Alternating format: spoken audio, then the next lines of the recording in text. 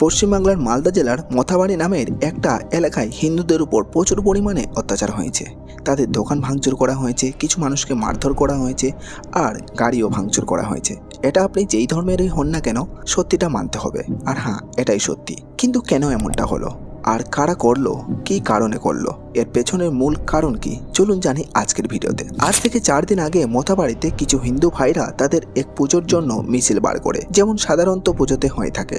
দেবদেবীকে এক জায়গা থেকে অন্য জায়গায় নিয়ে যাওয়া হয়, আর পেছনে ঢাক ঢোল বাজাতে থাকে আর নাচতেও থাকে মানুষ, এমনটাই হয়ে থাকে সাধারণত। কিন্তু যেহেতু এখন ডিজিটাল জামানা, তাই ডিজে বাজিয়ে সেই আনন্দ উপভোগ করছে মানুষ। আর এটা করে তাদের অধিকার, কারণ ধর্ম সবার নিজের আস্থা, কে কেমন ভাবে পালন করবে সেটা তার ব্যাপার।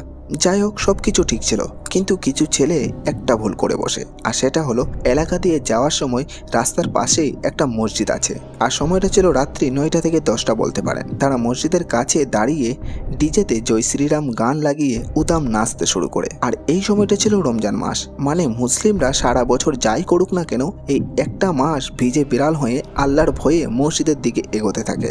আর এই মাসে তারা বেশি বেশি ইবাদত করে, যেমন রমজান মাসে তারা এক্সট্রা 20 রাকাত নামাজ পড়ে, যাকে তারাবি বলে। আর এই সময় তারা তারাবি পড়তে মসজিদে মশগুল ছিল।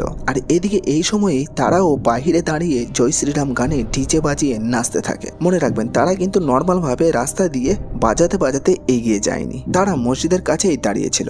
এমনকি তারা এখানে বাজিও ফাটায়, যার আগুনের ফুলকি 2-1টা দোকানে লেগে কিছুটা ক্ষতি করে না মাত্র, কিন্তু বেশি ক্ষতি হয় তাদের যারা ভিতরে নামাজ পড়ছিল। দেখুন, একটা সাধারণ মানুষ যখন অন্য একটা মানুষের সাথে কথা বলে, আর সাইড থেকে যদি অন্য কেউ এসে বকাবকি করে, তাহলে আমাদের খুবই বিরক্ত লাগে। আর সেই জায়গায় মুসলিমরা নামাজ পড়ছিল, আর এদিকে বাইরে হিন্দুরা ডিজে বাজাচ্ছিল। বিষয়টা বুঝতে পারছেন কিরকম হয়ে দাঁড়িয়েছিল? এই ব্যাপারটা যদি আপনি আইনি দিক দিয়ে ভাবেন, তাহলে মনে হবে তারা তো আর মসজিদের ভিতরে ঢুকেনি, তারা তো রাস্তায় দাঁড়িয়েছিল। হ্যাঁ, এই কথাটাও সত্যি যে তারা ভিতরে ঢুকেনি, বাইরেই গান বাজাচ্ছিল। কিন্তু কি করবেন বলুন, আমরা হচ্ছে সোশ্যালিস্ট প্রাণী, একে ওপরের উপরে ভিত্তি করেই চলে থাকি, মানে একে ওপরের উপরে ভরসা করেই বেঁচে থাকি এবং চলে থাকি। তাই তো মানুষ জেনে বুঝে কেউ কারোর ক্ষতি করতে চায় না, একটু সবুর করে বা একটু অপেক্ষা করে। আর এইভাবেই নিজেদের মধ্যে সহানুভূতি দেখিয়ে মিলেমিশে থাকে সবাই।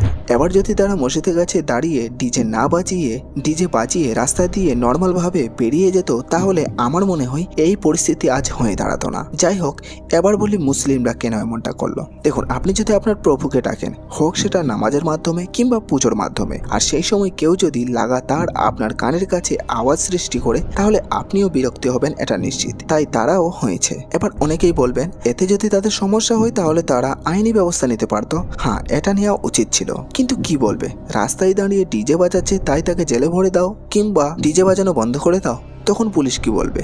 হেসে উড়িয়ে দেবে। কারণ হিন্দু ভাইরা এই ডিজে বাজানোরই পারমিশন পুলিশদের কাছ থেকেই আইনতভাবে নিয়েছিল। তাই এই বিষয়ে পুলিশ বেশি পাত্তা দিবে বলে মনে হয় না, কিংবা পুলিশ এসে তাদের মিছিল বা সমাবেশ বন্ধ করে দিবে তাও বলা যাবে না। এখানে সব থেকে বড় ভুল হয়েছে মনুষ্যত্বের। হিন্দুরা নামাজ হচ্ছে দেখেও একটু থেমে যায়নি কিংবা এগিয়ে যায়নি, আর মুসলিমরাও ওই জুলুসের রাগ দেখিয়ে কিছু সাধারণ মানুষের উপর যেমন দোকান ভাঙচুর করেছে, গাড়ি ভাঙচুর করেছে, এটাও করা তাদের ঠিক হয়নি। তাই দোষী এখানে দুজনকেই বলতে পারেন, হতে পারে কেউ কিছুটা বেশি আর কিছুটা কম, কিন্তু এই সব কিছুর পেছনে যারা মূল দোষী তারা হলো দলনেতা। তারা একটা সেফটি জায়গায় দাঁড়িয়ে কয়েকটা বডিগার্ডের মাঝে দাঁড়িয়ে মাইকে ভাষণ দিয়ে সাধারণ মানুষকে পথভ্রষ্ট করছে। আর আমাদের মধ্যে যে ভাব সম্প্রতি মিলেমিশে থাকার ইচ্ছেটা আছে, সেটা একদমই নষ্ট করে দিচ্ছে।